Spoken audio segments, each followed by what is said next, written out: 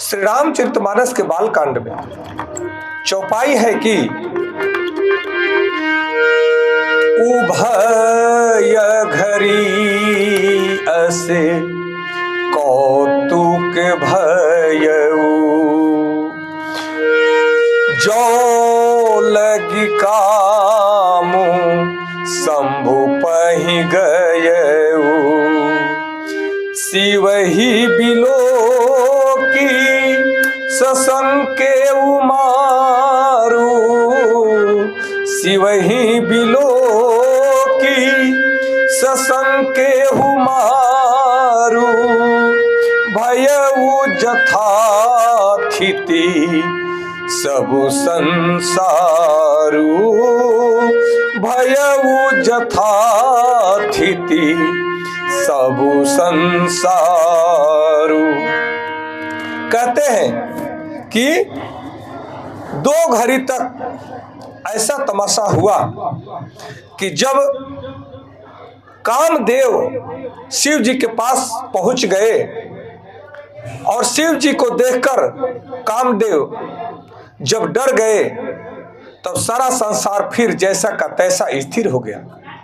कहते हैं कि कामदेव जब तक भगवान शिव जी के पास पहुंच गए और शिव जी को देख करके जब कामदेव डर जाते हैं तब संसार फिर जैसा का तैसा स्थिर हो जाता है।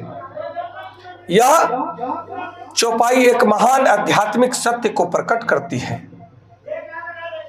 जब तक कामदेव भगवान शिव के समीप नहीं पहुंचे थे तब तक 2 घड़ी तक संपूर्ण संसार में अद्भुत हलचल मच गई थी। सबके मन विचलित हो गए थे। सब संसार में हर व्यक्ति हर प्राणी काममय हो गया था। परंतु जैसे ही कामदेव ने भगवान शिव जी को देखा वह स्वयं सशंकित हो गया। भगवान शिव जी की स्थिरता के सामने कामदेव की शक्ति क्षीण हो गई और सब कुछ पुनः सामान्य हो गया। अर्थात जब कामदेव की शक्ति क्षीण हो गई तब संसार का हर स्थिति सामान्य रूप से चलने लगा। तब सबको विदित हुआ, समझ में आया कि यह तो कामदेव का प्रभाव था। हम कैसे विचलित हो गए। यहाँ आध्यात्मिक सिद्धांत को समझने की आवश्यकता है कि स्थिर चित्त के सामने विकार कभी टिक नहीं सकता। भगवान शिव अपने स्थिर चित्त में अवस्थित होकर के ध्यान में मग्न है। काम का प्रभाव अनंत रूप से प्रयास कर रहा है उनके चित्त को विचलित करने का, परंतु वह विचलित करने में सफल नहीं हो पा रहा है। भगवान शिव समाधि के प्रतीक है। अडिग, निर्विकार, आत्मस्थित जो भी व्यक्ति है वे भगवान शिव के कृपा से समाधि में स्थित है। विकार बाहर नहीं है और विकार बाहर से नहीं आता है, बल्कि भीतर की कमजोरी से प्रभावी बनता है।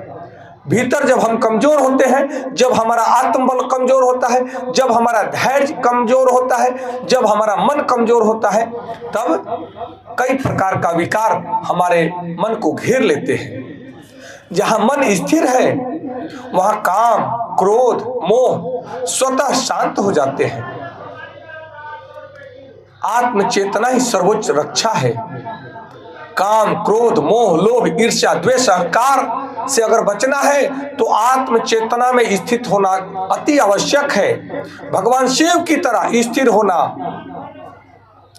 और निर्विकार होना, आत्म अवस्थित होना, अडिग रहना, यह हम सबको प्रेरणा का माध्यम है। हमें सीखना है भगवान शिव से कि हम सत्य से कभी डिग नहीं सके। ऐसा हमें धैर्य के साथ अपने सत्य मार्ग पर चलना चाहिए। जिसने स्वयं को जान लिया उसे कोई डिगा नहीं सकता, परंतु जो सांसारिक विषय वस्तुओं में फंसा रहा, कामनाओं में फंसा रहा, काम के प्रभाव में रहा, वह तो क्षण क्षण मार्ग बदलता है और लालच में इधर से उधर भटक जाता है। आज हमारे जीवन के लिए यह प्रेरणा का स्रोत है कि आज काम केवल आकर्षण नहीं, वह लालच है, वह तुलना है, वह सोशल मीडिया का मोह है, भोग की दौड़ है। जब मन में लालच पनपता है तब हम लालची बन जाते हैं और अपने स्वधर्म से हम भटक जाते हैं। जब मन में तुलना होने लगे कि मैं तो कमजोर हूं, मेरा मित्र मेरे से आगे है, मेरे संबंधी मुझसे आगे है, तब आत्मा कमजोर हो जाता है, आत्मबल टूटने लगता है। जब भोग की वृत्ति जगती है तब मन में अनेकों प्रकार के प्रपंच शुरू हो जाते हैं। इसलिए इन आकर्षणों से हमें बचने की आवश्यकता है। जब तक हम सामान्य चेतना में हैं, मन डगमगाता रहेगा। ध्यान देने की आवश्यकता है कि जब तक हम सामान्य मनुष्य की तरह सामान्य चेतना में हैं, तब तक मन इधर से उधर प्रलोभनों में, आकर्षणों में डगमगाता रहेगा।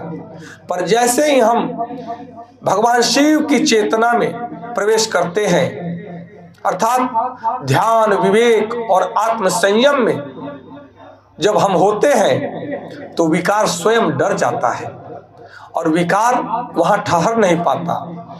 इसलिए अपने अंदर शिव चेतना को जागृत करने की आवश्यकता है, शिवत्व भाव को समझने की आवश्यकता है और शिवत्व भाव में ठहरने की आवश्यकता है।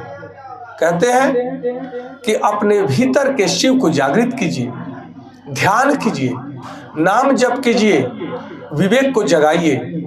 जब चेतना ऊंची हो जाती है तो प्रलोभन छोटे हो जाते हैं। जहां चेतना समृद्ध होती है वहां प्रलोभन टिक नहीं पाते।